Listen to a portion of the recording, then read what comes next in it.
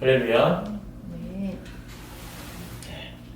하나님의 평화가 예배하는 저와 여러분의 삶에 가득하시기를 간절히 소망합니다. 네. 최근 우리가 사는 사회를 한마디로 위기의 시대다라고 표현합니다. 세계 정세와 경제, 기후, 질병, 빈부와 세대 간의 격차 등 정말 어느 것 하나가, 어느 것 한 부분이 위기가 아닌 것이 없을 정도로 총체적인 위기를, 그것도 전 세계가 공통적으로 겪고 있는 아주 특별한 시대를 살아가고 있습니다. 아마도 인류 전체가 이런 총체적인 위기를 겪은 적이 없었기에 세상 종말이 온 것 아니냐는 말이 지구 곳곳에서 나오고 있습니다.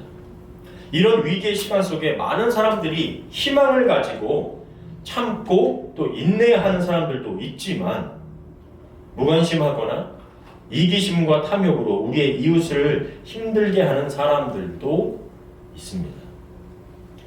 며칠 전 뉴스를 보니까 이스라엘과 하마스가 잠시 휴전을 해서 총성은 멈추었지만 전쟁으로 인한 증오범죄, 혐오범죄가 계속된다는 보도를 보았습니다.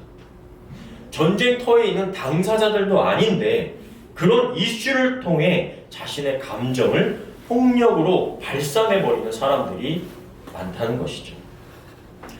이스라엘을 지지하는 유대인 교사를 해고하라며 수백 명의 고등학생들이 학교에서 펄쩍펄쩍 뛰면서 난동을 벌여 교사가 학교에 갇히고 경찰이 학교로 출동하는 상황이 있었습니다. 또 팔레스타인 출신 청년 3명을 일면식도 없는 백인이 총을 쏴서 중상을 입히는 사건도 일어났습니다. 제가 말씀드린 이 사건들은 단지 며칠 전에 일어난 일들입니다. 그 전에도 전쟁이 일어나면서부터 계속 시위와 폭력 사태들이 일어나고 있습니다. 이렇게 전쟁이라는 폭력은 또 다른 폭력을 만들어내고, 폭력은 사람과 사람 사이에 불신을 만들어 인류애를 깨트리고 평화를 없애고 있습니다.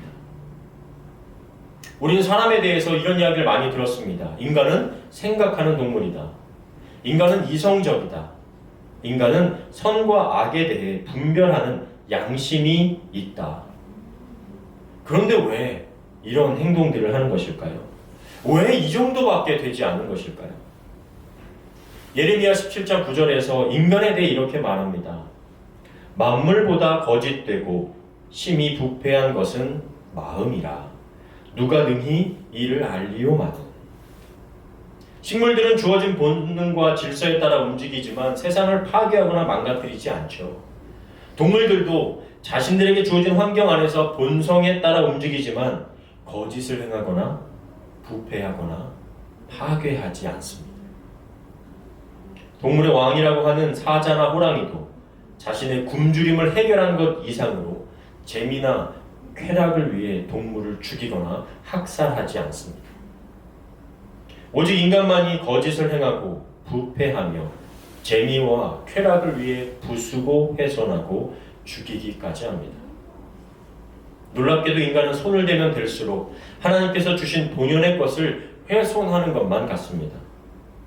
아무리 인간 세상에 좋은 기계를 만들었다고 해도 시간이 지나면 자연으로 돌아가 하나 되지 못하고 자연을 썩게 하거나 곪게 하거나 망가뜨리는 경우가 많습니다. 여러분, 나무젓가락과 종이컵이 썩는데 몇 년이 걸리는지 혹시 아십니까? 저는 나무젓가락이 나무로 되어 있어서 금방 썩는 줄 알았습니다. 그런데 그 나무젓가락이 썩는 데만 해도 20년이 걸린다고 하죠. 페트병은 100년이 걸립니다. 우리에게 유용한 칫솔도 썩는데 100년이 걸리고, 스티로폼 용기는 무려 500년이 걸려야 썩어 없어진다고 합니다. 하나님께서 자연을 통해 주신 본연의 것에 손을 대어 가공하면 할수록 인간에게 유익하지 않고 해가 되어서 우리 인간들에게 다시 병을 주기도 합니다. 하나님은 아름다운 자연과 인간을 창조하셨는데 인간은 손을 대면 될수록 파괴하고 망가뜨리는 것만 같습니다. 왜 그럴까요? 도대체 왜 이런 일들이 일어나는 걸까요? 성경은 우리에게 답을 줍니다. 그것은 인간 안에 하나님의 형상이 깨어졌기 때문이라고 말이죠. 그것을 창세기에서 다루는 것, 성경에서 말하는 것은 그것을 바로 한마디로 타락이라고 표현합니다. 그래서 예레미야가 말한 것처럼 인간의 마음 안에는 거짓과 부패한 마음이 더 강하게 자리 잡아 있고 하나님의 선함은 우리에게 남아있지만 그것은 그림자처럼 희미하게 남아있게 된 것이죠. 며칠 전 한 분과 만나서 이야기를 나누다가 그분과 제가 아는 몇 사람에 대한 이야기를 나누는데 뭐 좀 긴 시간 이야기를 나눴습니다. 그분이 조심스럽게 그분과 제가 아는 한 사람에 대한 이야기들이 전개해 나갈 때마다 A씨는 이래서 이상하고 B씨는 저래서 이상하고 C씨는 요래서 이상하다는 겁니다. 제가 줄여서 표현했지만 이야기가 끝난 뒤 제가 집으로 돌아오는 길에 나누었던 이야기를 되새겨보니까 그럼 본인만 빼고 다 이상한 사람 아닌가? 나만 빼고 다 이상하다면 도대체 누가 이상한 거야? 라는 생각을 하게 되었습니다. 그리고 그뿐만이 아니라 아마 우리는 모두 대부분 이렇게 살고 있지 않은가라는 생각을 하게 됐습니다. 나 빼고 다 이상해. 결국 세상에는 내 마음에 합한 사람은 한 명도 없구나. 내 자신도 나를 만족시킬 수 없는데 누가 나를 만족시킬 수 있으며 나 자신도 나를 이해 못할 때가 많은데 누가 나를 이해할 수 있겠는가? 그래서 성경의 황금률이라고 하는 마태복음 7장 12절은 이렇게 말씀하고 있습니다. 우리 한번 같이 읽어볼까요? 시작! 그러므로 무엇이든지 남에게 대접을 받고자 하는 대로 너희도 남을 대접하라. 이것이 율법이요 선지자니라. 따라서 성경적으로 보면 누군가를 향해 나를 수용하고 포용하듯이 대하지 않는 마음, 수용하고 포용할 수 없는 마음이 바로 교만한 마음이고 주님이 없는 마음이라고 볼 수 있습니다. 결국 그 마음은 어떤 누구도 수용할 수 없고 이해할 수 없고 오직 나만을 생각하는 마음 밖에는 될 수 없기 때문이죠. 제가 요즘 그 권정생 선생님의 글을 자주 소개하고 있습니다. 아주 매 장 넘길 때마다 저는 놀라면서 읽고 있습니다. 왜 그땐 몰랐을까? 혹은 왜 알면서도 무시했을까? 라는 생각을 많이 합니다. 또 한 부분을 좀 읽어드리겠습니다. 자동차 한 대가 1시간 달리는데 소모되는 산소가 한 사람이 한 달간 숨쉬는 양이 된다고 합니다. 이 말을 바꿔 말하면 사람 30명이 하루 동안 숨 쉴 수 있는 산소를 자동차 한 대가 1시간 동안 모두 잡아먹어 버린다는 것이다. 거기에 더 보태어 독성이 가득 찬 배기가스를 내뿜는다. 그런데 과간인 것은 기독교인은 이 흉측한 자동차를 사면 목사님을 모셔다가 경건하게 감사 예배를 드리는 일이다. 하나님은 그 감사 예배를 어떻게 받아들이시는지 아무도 모른다. 이런 서글픈 일을 단순히 무지함 때문이라고 말할 수는 없을 것이다. 크게 두 가지 정도를 생각해 볼 수 있죠. 우리 기독교인이 환경을 대하는 자세와 또 신앙의 자세. 이런 아이러니한 신앙 행태가 우리에게 참 많다는 것을 생각하게 돼요. 마치 한국에서 교회를 다니지 않으시는 분들이 새로 산 자동차 타이어에다가 막걸리를 이렇게 뿌리면서 사고 없이 잘 타게 해주십시오 라고 하는 거. 그런 신에게 치성을 알 수 없는 신에게 누구에게 하는지도 모르지만 알 수 없는 신에게 치성을 드리는 것이나 다름없는 행동이죠. 당장은 나와 내 가족을 위해 편한 이동수단이 생긴 것, 또 이동수단의 의미 이상을 가져다주는 자동차가 생김으로써 감사한 것이지만 한 번 더 생각했다면 나에게는 복이 결국 환경오염으로 인해 나와 후손들이 고통받을 것을 생각하지 못한 부분이 있는 것이고 당장 내 삶이 중요하다고 다 그렇게 사니까라는 방관의 태도로 또 우리는 그렇게 하루하루를 살아가고 있습니다. 물론 요즘 시대에 차 없이 살아가는 것, 특별히 우리 북미에서 차 없이 살아간다는 건 너무나 어려운 일이라는 건 우린 다 압니다.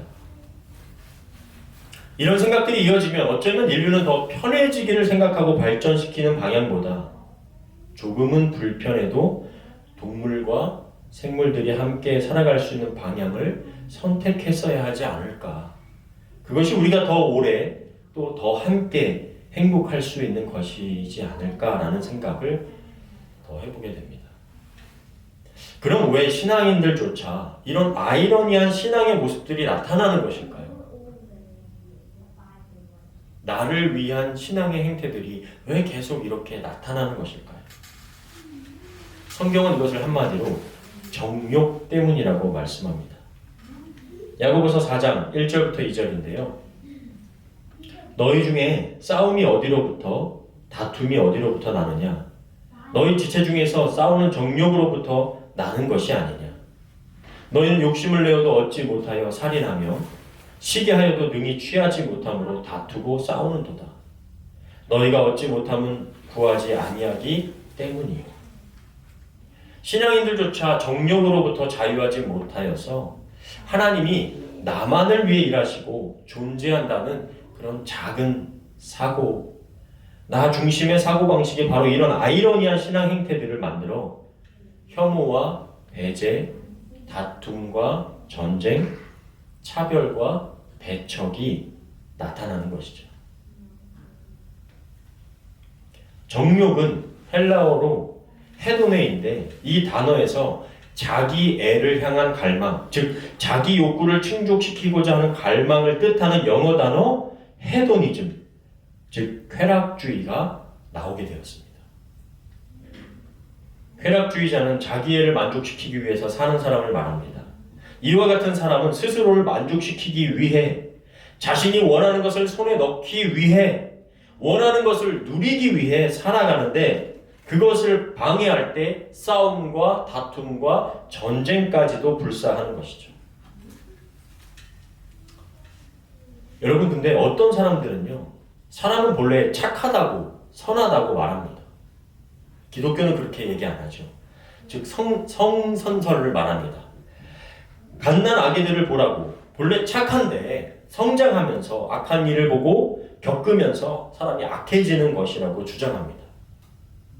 그러면 그 아기들이 보았던 악한 일은 누가 일으키는 것이죠?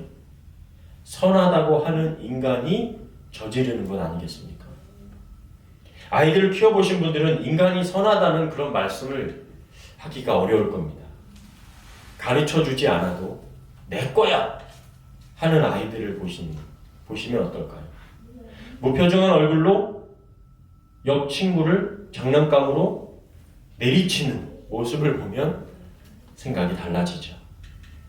악은 가르쳐주지 않아도 너무 자연스럽게 인간 안에 나타나는데 선은 가르쳐주지 않으면 학습이 잘 되지 않습니다. 한 이야기가 있습니다. 2차 세계대전이 있던 어느 날이었어요.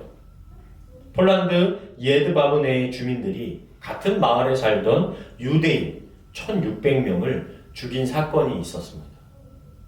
그들은 300년간 같은 마을에 살던 사람들이었고 같은 학교, 같은 직장에 다니던 사람들이었습니다.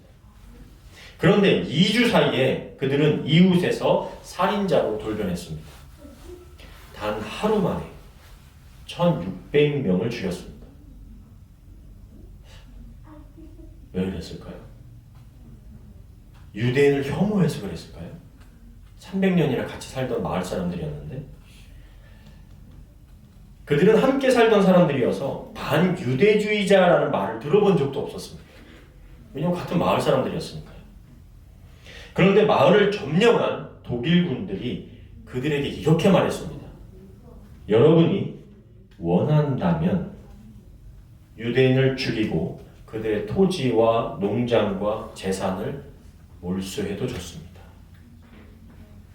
이 한마디가 그들이 1600명을 학살한 이유였고 이것은 실화였습니다. 보시다시피 폴란드에서 열린 에드바본의 학살의 81주년 추도 행사가 얼마 전에 있었습니다. 만약 법이 없다면 살인해도 좋다라는 허가만 내려진다면 사람들은 얼마든지 그렇게 할 수 있습니다.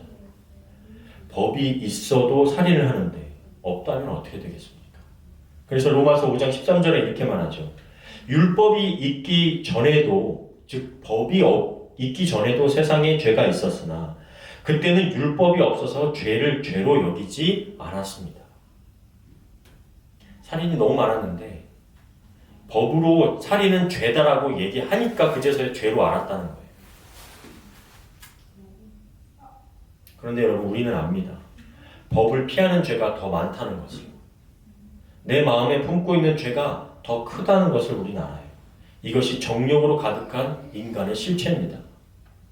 그러면 여러분, 제가 지금까지 말씀드렸던 우리 인간의 이런 잔인하고 추악한 실체, 우리는 어떻게 해야 되죠? 우린 주어진 태생적 한계와 본능의 생각을 맡긴 채 흘러가는 대로 살면 되는 것인가요? 세상이 다 그러하니까 그런 세상에 우리가 선하게 산다고 뭐가 더 나아질 게 있습니까? 세상이 악하니까 우린 더 악해져야죠. 원래 있는 악이라는 것에 우리가 그렇게 발버둥 치며 거리를 둘 필요가 있습니까? 세상이 원하는 교만함에 우리도 뒤처지지 않도록 우리 몸에 악을 더 두르고 단단해져 가야 되는 건 아니겠어요? 그래야 이 세상에서 살아남죠. 그러나 우리를 창조하신 하나님은 결코 그것을 원하지 않으십니다. 그렇게 살라고 말씀하지 않으세요. 나와 이 세상에서는 전혀 희망이 될 만한 것을 찾아볼 수 없지만, 나에게는 소망이 될 만한 여지가 전혀 없지만, 세상을 바라보면 나만 빼고 다 이상한 것 같지만, 그런 왜곡되고 비뚤어진 시선을 가진 나에게서는 정말 일말의, 즉 한 가닥의 소망도 찾아볼 수 없지만, 그럼에도 우리가 소망을 가져야 하고 희망을 가질 수 있는 것은 그것이 나에게 있는 소망과 구원이 아니기 때문입니다. 하나님으로부터 오는 소망과 희망이기에 우리는 여전히 이 땅에서 살아갈 힘을 얻고 진짜 삶을 기대할 수 있는 것입니다. 오늘 이사야 선지자를 통해서 우리에게 말씀하시는 하나님의 생각과 우리의 생각이 다른 것이 바로 그것입니다. 이사야 55장 6절, 너희는 여호와를 만날 만한 때에 찾으라. 가까이 계실 때에 그를 부르라. 우리가 읽고 있는 이 이사야 55장은요, 이사야서는 세 부분으로 나눠집니다. 이사야서 40장부터 66장까지는 이사야서 세 번째 부분에 해당되는데, 중심 내용이 뭐냐면 아직 일어나지 않은 100년에서 약 160년 후에 있을 이 남유다가 바벨론의 포로가 될 것이지만 다시 돌아오게 될 것을 예언하는 부분이에요. 이스라엘이 파괴되고 소망이라고 찾을 수 없는 시대 속에서 이스라엘 백성들이 어떤 마음을 품고 있어야 하는지를 말씀해주고 있는 겁니다. 55장 6절 7절, 악인은 그의 길을, 불의한 자는 그의 생각을 버리고 여호와께로 돌아오라. 그리하면 그가 긍휼히 여기시리라. 우리 하나님께로 돌아오라. 그가 너를 너그럽게 용서하시리라. 이는 내 생각이 너희의 생각과 다르며 내 길은 너희의 길과 다름입니다. 희망이 없어요. 소망이 없다고요. 마치 지금 이 시대와 또 우리를 볼 때 똑같이 느끼는 것처럼 희망과 소망을 어디서 발견할 수 없습니다. 그런데 우리의 생각과 하나님의 생각은 다르다고 말씀하시는 거예요. 정욕과 탐심으로 무너진 세상 속에서, 나만을 생각하며 다툼과 분열을 조장하는 세상 속에서도 악인이라도 불의한 자라도 그 생각을 버리고 여호와께로 돌아오라는 겁니다. 그리하면 하나님은 긍휼히 여기시고 불쌍히 여겨주셔서 용서하시고 회복시키실 것이라는 말씀이에요. 이것이 정욕으로 사는 세상 안에 있는 우리가 살아가야 할 방향입니다. 이것이 교만함을 벗고 겸손함으로 사는 자의 모습인 것이죠. 살아가면서 점점 깨닫는 것이 있다면, 겸손은 다른 사람 앞에서 굽신거리는 것이 겸손이 아니라 하나님 앞에서 내가 어떤 존재인지를 깨닫고 내 생각과 내 뜻대로 살려고 하지 않는 것이 겸손이라는 것을 알아갑니다. 그래서 타인을 존중할 줄 알고 나와 다름을 수용할 수 있는 이해심, 그것이 겸손입니다. 나와 다른 것을 이상함으로 틀린 것으로 여겨 혐오하기 시작하고 배제하기 시작하면 그 사람은 바로 트러블 메이커가 되어가고 교만한 사람이 되어간다는 것을 더 느낍니다. 그래서 진정한 겸손은 나는 죽고 하나님으로 삶이 되는 것이에요. 하나님으로 살아가야 하는 것이 진짜 겸손입니다. 세례 요한이 말했던 것처럼 그는 흥하여야겠고 나는 쇠하여야 하리라. 바울이 내가 그리스도와 함께 십자가에 못 박혀 이제는 내가 사는 것이 아니라 그리스도 안에서 내가 살아갑니다 라고 고백했던 것처럼, 그것이 바로 오늘 본문 이사야 선지자가 55장 7절에서 하나님의 생각은 우리의 생각과 다르고 하나님의 길은 우리의 길과 다르다고 하신 말씀입니다.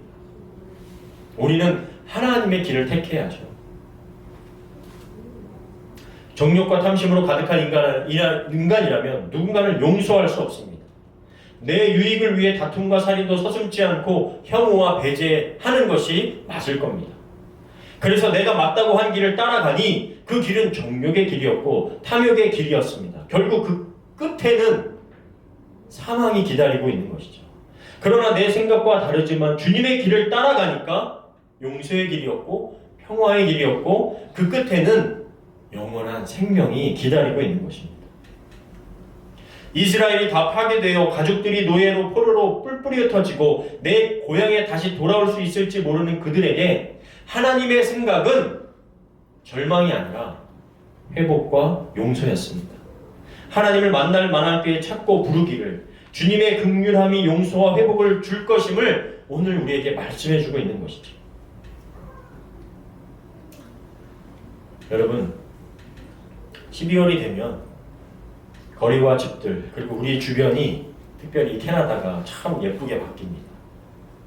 정말 마치 큰 파티가 준비되고 있는 것 같습니다. 어떤 집들을 보면 어떻게 저렇게까지 열심일까 할 정도로 크리스마스 준비로 집을 밝고 아름답게 꾸며 놓습니다. 보시다시피 막 산타가 지붕에 올라가기도 하고 썰매가 지붕 위를 날아다닙니다. 마당 정원에는 막 캔디 케인과 막 갖가지 불빛들이 화려하게 장식되죠.